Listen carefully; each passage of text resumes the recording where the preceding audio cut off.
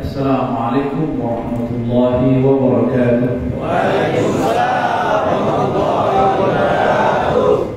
Apa kabar? Alhamdulillah. Hati senang? Alhamdulillah fi kulli hal wa ala kulli hal. Begitu Rasulullah mengajarkan. Kejadian buruk katakan alhamdulillah fi kulli hal. Rasa tidak enak katakan alhamdulillah ala kulli hal. Tetap alhamdulillah. Apa arti alhamdulillah? Puji syukur, terima kasih ya Allah. Pasti ada rahasia dari apapun yang kita rasakan. Belum pulang ke rumah? Belum. Saya juga belum. Saya juga belum. Sama-sama tergadai di dunia.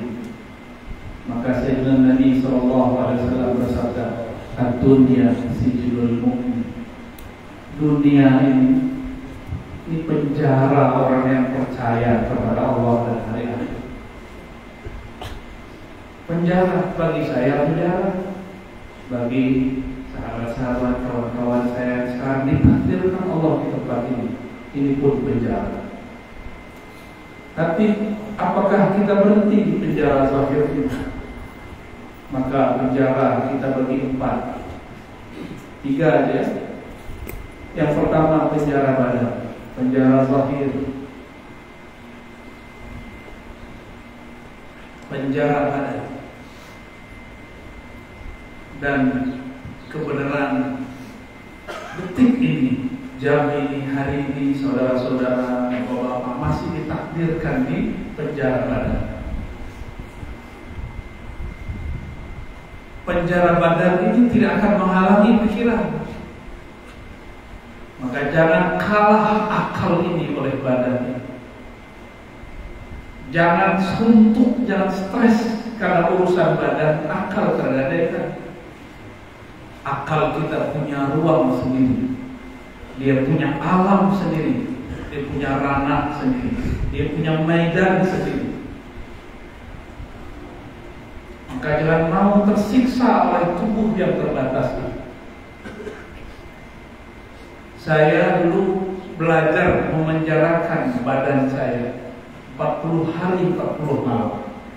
Tidak makan hewan yang bernyawa. Ya, hewan bernyawa mungkin dimakan. Gak mungkin makan kambing hidup kan? Pastinya makan kambing. Enggak makan daging, enggak makan ikan. 40 hari.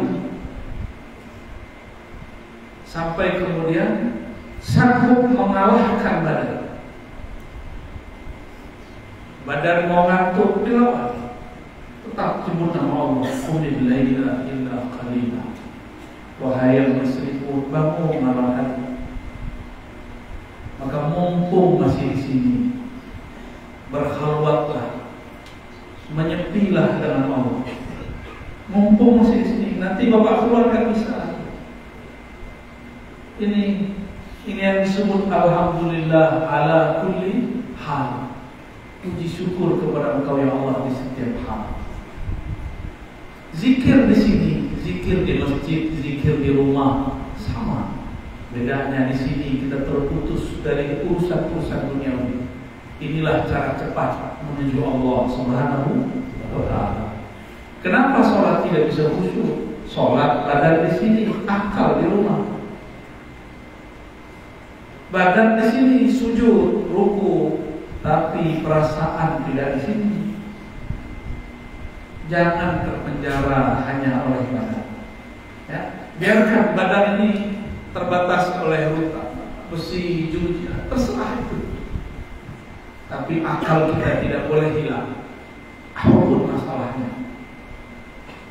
Akal bahasa Arab artinya pengikat. Qaid, iqal, yang mengikat kesadaran manusia, yang membuat kita nggak ketawa-ketawa sendiri, nggak nangis-nangis sendiri. Kalau akal ini lepas, qaidnya lepas, terlepas, maka orang akan tertawa senyum tanpa diajak senyum, ngomong tanpa diajak ngomong. Jangan sampai terjadi. Berarti akalnya kalah oleh badannya. Akalnya kalah oleh. Kalau begitu nggak perlu di sini, di luar sana banyak. Ada orang patah hati, perasaannya mengalahkan akalnya. Akhirnya ngomong-ngomong sendiri. Ada orang bukan patah hati, tidak lolos nyalon jadi calon legislatif. Banyak juga yang keluar gak pakai celana. Banyak. Habis kemarin banyak yang begitu. Udah doa doanya nggak tembus. Karena doa lawannya lebih kenceng daripada dia. Tapi dia menyalahkan Allah. Ya Allah, aku udah doa, aku nggak dikasih. Nah, salah ente, doanya kurang bersih, doanya kurang kuat. Karena di sana juga bertuhan, kita juga bertuhan. Kuat-kuatan meminta kepada Allah Subhanahu wa Ta'ala. Siapa cepat dia dapat. Jangan menggadaikan akal karena masalah badan tertahan. Kami susah mencari ilmu seperti ini. Suatu kali ada seorang syekh, dulu dia keras kepada sufi, anti sufi. Namanya Syekh Ibnu Taimiyah. Lama-lama dia menemukan rahasia kesufian di dalam penjara. Murid dia namanya Syekh Ibnu Qayyim Al-Jauziyah. Dalam kitab Al-Wabil Sayyid mengisahkan dialog antara dia dan gurunya yang dulu anti sufi. Apa dialognya? Wahai Tuan Syekh Ibnu Taimiyah, engkau ini lebih banyak di penjara daripada di luar penjara. Apa yang kau rasakan? Apa kata Tuan Syekh Ibnu Taimiyah? Jannati fi sadri. Ini imam yang sekarang punya pengikut, namanya kelompok Salafi. Tapi kelompok Salafi hanya ikut beliau sebelum menemukan kesufian. Sisi sufinya tidak diambil, sisi salafinya diambil. Ibnu Taimiyah ditanya oleh muridnya, apa yang kau rasakan? Lalu beliau menjawab, jannati fi sadri. Surgaku di dalam dadaku. Surgaku di dalam dadaku. Jika aku keluar penjara, aku sedang piknik. Jika aku masuk penjara, aku sedang kembali ke dalam surga. Maka beliau tidak sempat menikah. Beda dengan Syekh Ali, ya, tazawwaj akthar min la. Ada Syekh ini. Ya. Ibnu Taimiyah mana waktu? Gak punya waktu untuk zawaj, untuk menikah. Ada waktu. Karena baru keluar, beliau ini tidak bisa diam melihat kemungkaran. Tapi kadang-kadang yang beliau sebut mungkar cuma karena beda paham. Terjadilah perseteruan. Banyak ulama tersinggung karena beliau menentang, mengkritisi banyak ulama. Dilaporkanlah, dianggap melanggar pemahaman, masuk penjara lagi. Pindah penjara dari Damaskus, pindah ke Kairo, pindah ke Damaskus, begitulah terus. Kadang-kadang ibunya yang mengeluarkan, kadang menteri yang mengeluarkan, kadang jamaahnya yang kaya yang mengeluarkan. Setiap kali keluar, berkelahi lagi, kelahi pemikiran. Ibnu Taimiyah, maka beliau mengatakan jannati fi sadri. Apa maksud Ibnu Taimiyah berbicara begitu? Jannahku, surgaku di dalam dadaku. Dulu dia pernah mengkafirkan seorang syekh namanya Abu Mansur Al-Hallaj, ya, yang wafat tahun 309 Hijriah. Dia ini wafat tahun 728 Hijriah. Berapa jarak? 300 sama 700, 400-an tahun. Al-Hallaj pernah mengatakan yang mirip-mirip tapi agak sedikit beda. Ma fi jubbati illallah, di dalam jubahku, di dalam diriku cuma ada Allah. Mana muat? Hallaj akhirnya masuk mahkamah, diadili, masuk penjara, lalu dibunuh, dihukum bunuh. Karena dia mengatakan di dalam dirinya ada Allah. Sebenarnya Al-Hallaj berbicara apa yang terasa dalam dirinya, tapi orang tidak paham di masanya. Akhirnya dituduh sesat.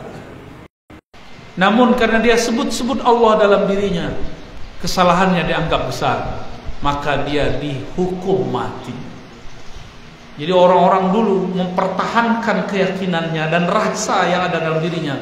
Bahkan bukan hanya disembelih, tangannya diikat, kakinya diikat, satu diikat ke kanan, satu ke kiri, kanan kiri, lalu kepala, lalu ditarik dengan kuda. Lepaslah semua tangan, kaki, badannya, mengalirlah darah syahid, mempertahankan rasa makom yang ada dalam dirinya. Itu Al-Hallaj.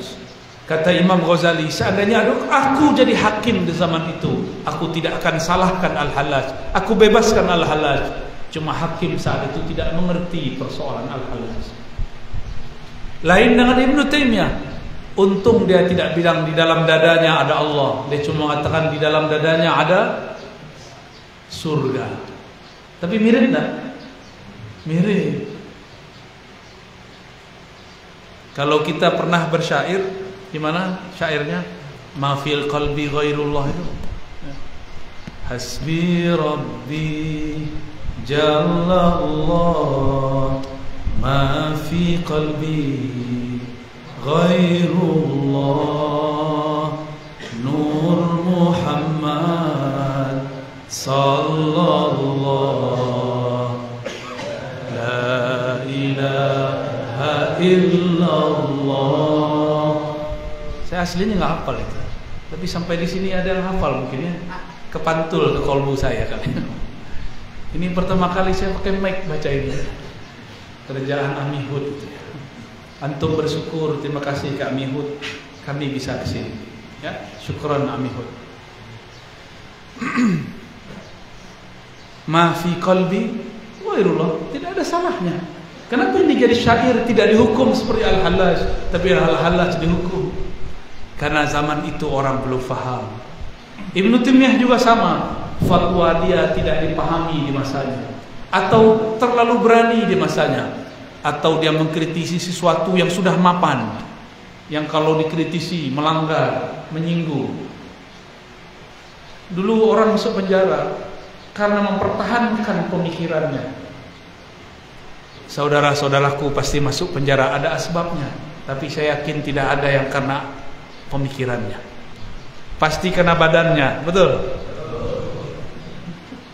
Itu baru biasa. Ini Ibn Taimiyah punya akal pikiran dipenjarakan, Al-Hallaj punya rohani dipenjarakan, dan penjaranya disiksa. Di sini dikasih makan tuh disiksa. Bapak tahu gak biaya negara untuk memberi makan orang dulu kan? Itu cukup untuk bertahan hidup beberapa puluh tahun ke depan. Tapi baiknya negara diurus ini bapak ini, diurus fisiknya, keluar belum tentu makan seenak itu. Betul Pak Rio ya? Coba tanya beliau sekali, berapa ngabisin? Besar. Ini baru di sini, belum dari kota lain, masya Allah. Saya hitung-hitung, ya Allah, kalau semua orang nggak ada yang masuk penjara, negara ini bisa sedekah keluar. Ya, syukur hidup di akhir zaman nggak disiksa. Coba dihidup di zaman Ibn Taimiyah, disiksa Pak di penjara. Ini malah dihormati, ya? Malah difasilitasi, ada tempat sholat, masya Allah. Nikmat apa lagi yang kau dustakan? Oh saya salah dituduh. Iya, itu zahir. Ibnu Taimiyah dia tidak merasa bersalah, dituduh. Al-Hallat dia tidak merasa bersalah, dituduh. Mereka berjuang mempertahankan kebenaran dalam dirinya. Kalau kita, apa yang kita pertahankan? Ya, paling hak-hak zahir, itu pun yang sudah kita langgar. Saudara-saudaraku yang dimuliakan Allah, ini penjara zahir. Yang kedua tadi kita sudah sebut, penjara akal. Penjara apa? Penjara akal. Penjara akal. Akal itu kerjanya apa? Kalau dia tidak bekerja semestinya, berarti akal di penjara. Apa kerja akal? Berpikir. Pikiran itu kerjanya ngapain? Kalau berpikir kayaknya banyak pikiran nih ya. Ini wajah-wajah banyak pikiran. Belum bekerja akalnya. Akal itu kerjanya apa? Al-qabul war-rad, menerima suatu data, informasi sesuai dengan yang masuk, data masuk logika, atau menolaknya. Jangan-jangan ada yang masuk penjara karena sudah melanggar akalnya.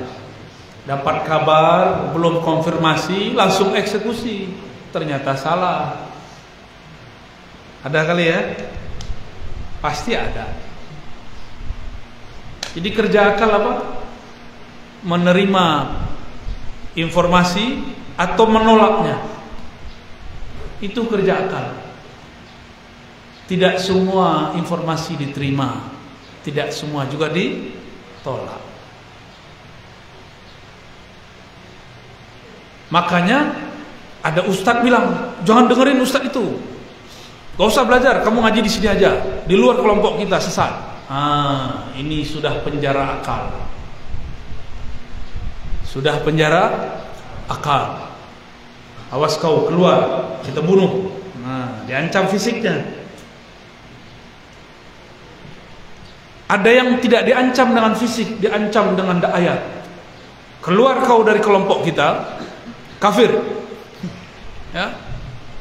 Wa man lam yahkum bima anzalallah fa ulaika humul kafirun.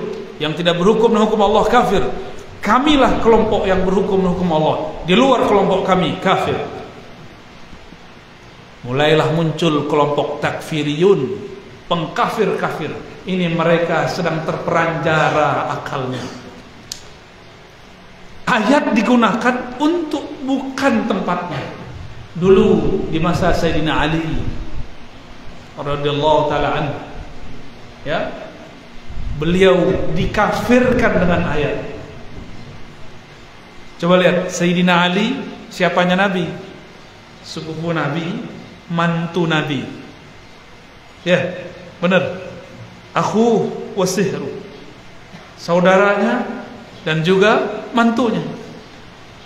Itu dikafirkan oleh kelompok namanya Khawarij, kelompok yang sudah terpenjara akalnya. Kelompok inilah yang sekarang diurusi oleh negara kita. Makanya negeri ini alhamdulillah masih aman, sentosa. Ini kalau mereka dibiarkan, Pak, di mana-mana ada bom.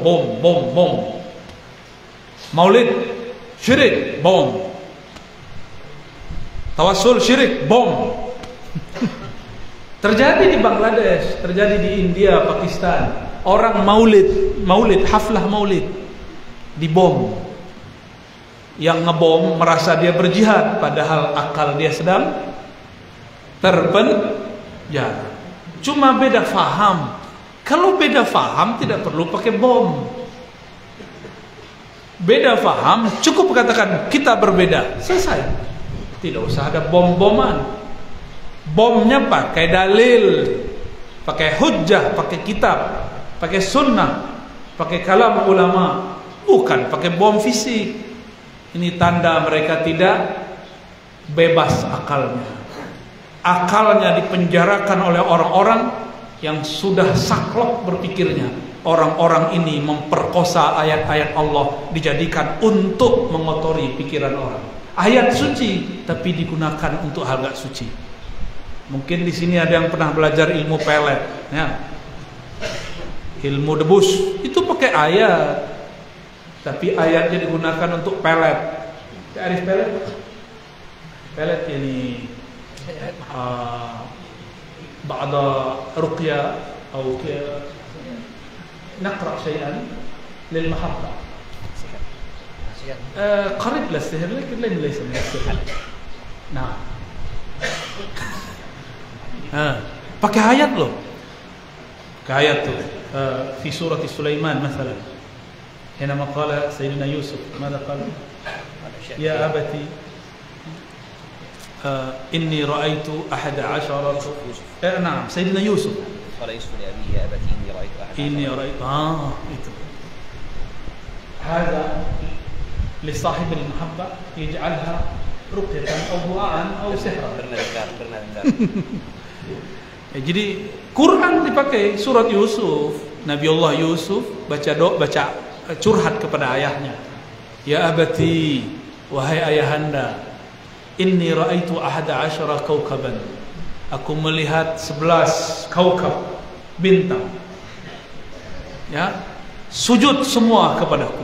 Ra'aituhum li sajidin. Aku melihat mereka semua sujud kepadaku. Lalu dibayangkan si doi yang sujud. Udah, itu ayat suci tapi jadi untuk hal enggak suci. Maka asbaha sihran, dia menjadi sihir. Walaupun tadinya doa tapi berubah menjadi sihir. Kecuali mau melamar. Mau khitbah boleh, Pak? Berarti serius. Ini bukan mau dinikahi, bukan mau dikhitbah. Baca-baca pelet, nanti orangnya stres gimana? Ditinggal, ya. Jangan coba-coba. Jadi ayat suci bisa digunakan untuk hal yang enggak suci. Begitu juga untuk bab akal. Orang sering gunakan hujjah Quran, hujjah sunnah untuk hal-hal mengkafirkan orang lain, menyalahkan orang lain. Saya berharap tempat ini steril dari itu, ya. Amin ya rabbal. Jika ada yang ahli zikir, pernah belajar zikir kolbu dulu, ajarkan temannya satu-satu. Ya, siapa yang mau diajar, ajarkan. Coba rasakan ketenangan luar biasa. Ibnu Taimiyah tadi ngomong apa? Jannati fi sadri. Surgaku di dalam dadaku. Di surga enak? Enak. Apa isi surga? Surga itu buah dari zikrullah. Ibnu Taimiyah sibuk, sangat sibuk, syughul, sangat sibuk. Ketika beliau masuk penjara, beliau bisa khatam Quran 80 kali. 80 khatmah fi sijn. 80 kali khatam di dalam penjara. Maka Ibnu Taimiyah menganggap kalau masuk penjara, masuk ke dalam taman surga. Itu Ibnu Taimiyah rahmatullah alaihi, ya. Maka saya berharap, ya, saudara-saudaraku semua pasti dulu pernah belajar zikir di kampungnya. Di sini banyak-banyak amal. Ya, jangan hanya banyak makan, nanti pulang-pulang tambah berat, bukan tambah iman. Ya. Saya nih Pak, kata orang enak makan, enggak, saya susah makan. Tanya istri saya, tanya teman-teman saya nih yang menemani, susah saya makan. Kadang untuk menyenangkan tuan rumah, saya makan. Enggak tahu, tapi badan alhamdulillah masih besar, ya. Kayak enggak nafsu lihat makan itu. Tapi kalau sudah icip, nah baru bisa. Kayak bosan. Saya pengen makanan yang lebih nikmat, tapi tidak boleh dirasakan di dunia. Itu hanya ada di surga. Maka Nabi mengatakan, "Ila marartum bi riyadil jannah farta'u." Jika engkau mampir melewati kebun-kebun surga, maka ikutlah menyantapnya. Dan ini saya rasa kebun-kebun surga tempat ini. Maka saya berharap mulai hari ini, esok, hidupkan zikir pagi sore. Zikir pagi sore bukan membaca hafalan. Ini yang paling pendek saya ajarkan. Mau ngamalkan? Insya Allah tidak akan kesepian sepanjang hidupnya. Coba diingat-ingat. Pertama, syahadat, asyhadu an la ilaha illallah wa asyhadu anna Muhammadar Rasulullah. Pasti dah hafal ya? Dimaknai, ya Allah terima persaksianku, wahai Rasulullah terima aku jadi umatmu. Kira-kira gitu dimaknai.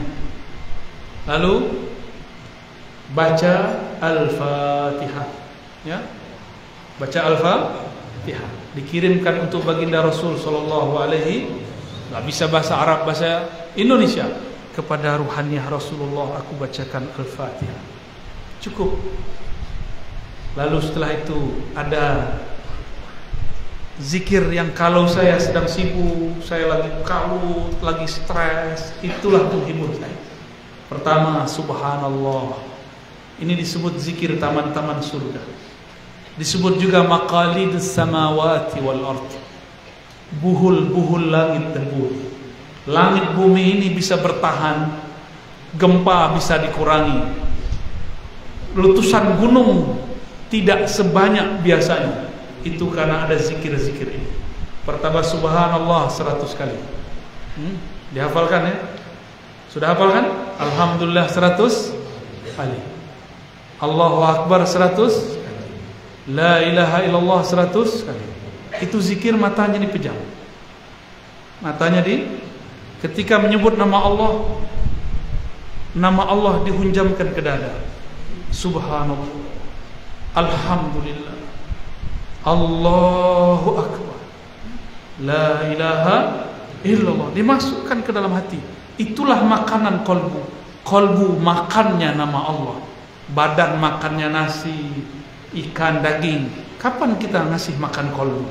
Maka sebut namanya, hantarkan ke dalam diri ini, ke dalam dada ini. Maka kolbu kita sedang menyantap. Kalau badan sehat, kolbu sehat, orang ini akan jadi paling waras di dunia. Tambah la haula wala quwwata illa billah. Ini paling penting ini. Isi kolbunya Rasulullah ini dia. La haula wala quwwata. Apa arti la haula wala? Tiada dayaku, tiada upayaku kecuali karena Allah. Aku sekarang di sini, di sana, di manapun semua Allah yang menggerakkan. Bahkan zikir ini pun Allah lah yang memberikan. Ciri-ciri orang diberikan anugerah oleh Allah, lisannya mudah menyebut nama Allah. Mau dia di penjara, mau dia di rumah, mau dia dimanapun, jika dia tidak menyebut nama Allah walaupun dia di istana, maka dia makhluk yang terpenjara. Maka siapa yang mengamalkan zikir-zikir ini, kolbunya bebas sentosa, meskipun badannya dalam rutan sambas. Ditambah hasbunallah wa ni'mal wakil 7 kali. Lalu ditutup salawat sallallahu ala Muhammad 100 kali. Cukup itu. Mungkin tidak perlu baca ratibul hadda, ratibul atas, enggak usah dulu. Itu kalau sudah keluar nanti. Di sini bacanya berapa tadi? Subhanallah 100, Alhamdulillah 100, Allah Akbar 100, La ilaha illallah 100, La haula wala quwwata illa billah. Bapak setiap baca ini ada istana di surga. Orang punya istana sekarang di dunia, tapi kalau di istana itu dia tidak baca ini, dia tidak punya istana nanti di surga. Mau punya istana di surga? Satu subhanallah 10 pohon. Pohon itu kalau kita jalan 100 tahun baru bisa lewat. 100 tahun, rindangnya bukan main, panjangnya bukan main, lebarnya Masya Allah. Kita jalan, enggak selesai, masih di bawah pohon. Mau? Saya harap nanti Pak Priyo kalau ada nih, tim ruhani, zikir tadi dicetak, taruh di depan. Ya, masing-masing saja zikir. Kalau mau sekali seminggu zikir bersama-sama. Subhanallah, subhanallah, subhanallah, subhanallah. Sekali seminggu. Ya. Kalau bisa tiap hari takut bosan, ya, amalkan sendiri-sendiri. Silakan dibuat ini Pak Priyo, ini hadiah dari saya. Saya ijazahkan, izinkan semua untuk mengamalkan. Ya. Jawab, saya terima. Saya terima. Al-Fatihah. Iya.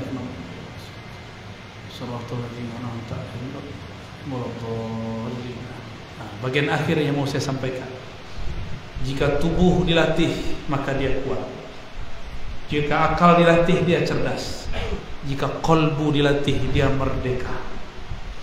Jika ruh dilatih, dia menjadi wali Allah. Siapa tahu ada yang jadi wali Allah di sini. Amin ya rabbal alamin. Barangkali itu Pak Priyo.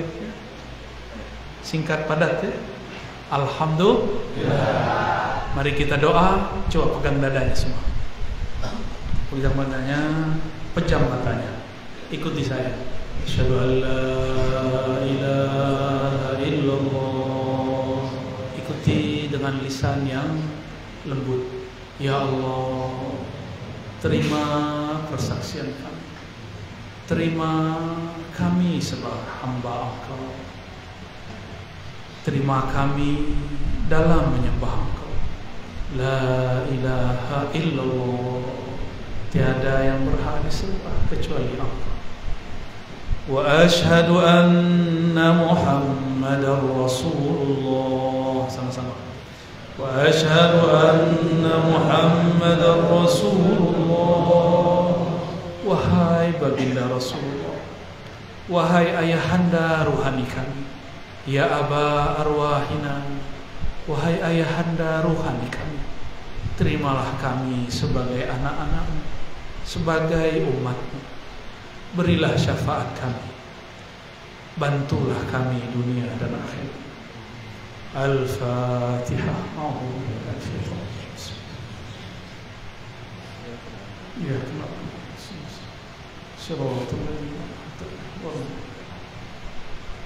Ikuti astaghfirullah. Sama-sama. Astaghfirullah. Baca ya Allah.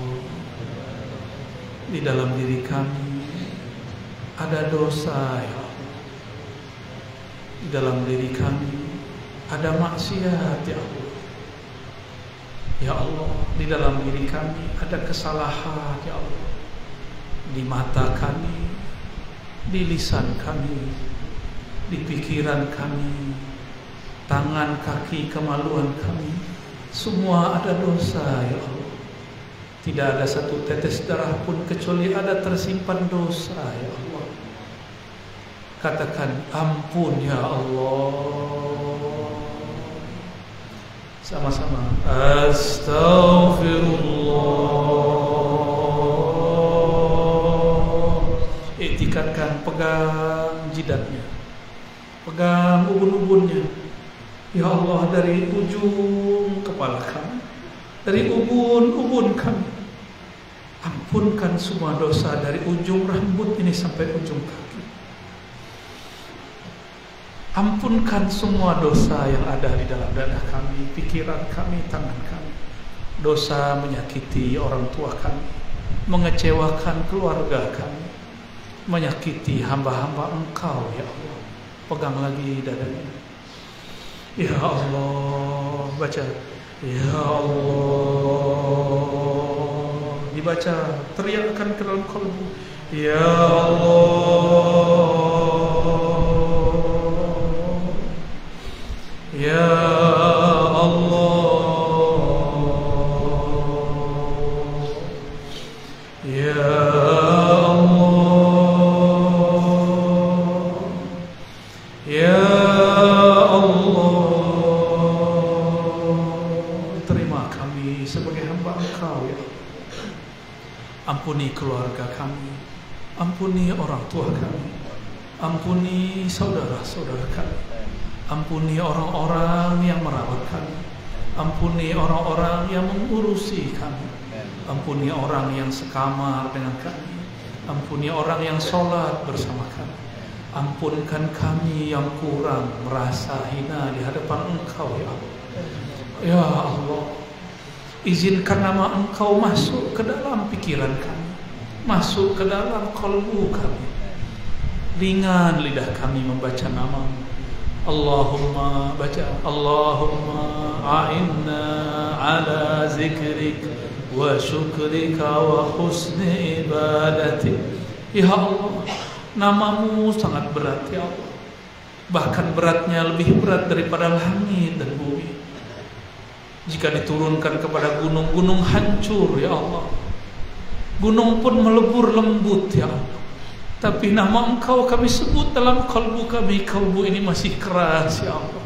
Lebih keras dari bebatuan di gunungan ya Allah. Ampunkan keras hati ini ya Allah.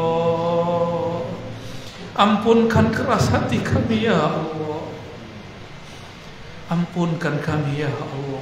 Dosa yang kami sadari, dosa yang kami tidak sadari. Hidupkan kami dalam nama-Mu ya Allah. Wafatkan kami dengan nama-Mu ya Allah. Dan bangkitkan kami di padang mahsyar dengan nama-Mu ya Allah. Wajirna minan nar, bebaskan kami dari neraka dengan nama-Mu ya Allah. Masukkan kami ke dalam surga Firdaus-Mu dengan nama-Mu ya Allah. Birahmatika ya arhamar rahimin farhamna. Rabbana atina fid dunya hasanah wa fil akhirati hasanah wa qina adzabannar. Sallallahu ala sayyidina Muhammad walhamdulillahi rabbil alamin. Mohon maaf niatkan kami dari sahabat saya juga Syekh Ali. Semoga kita semua diridai oleh Allah SWT. Assalamualaikum warahmatullahi wabarakatuh.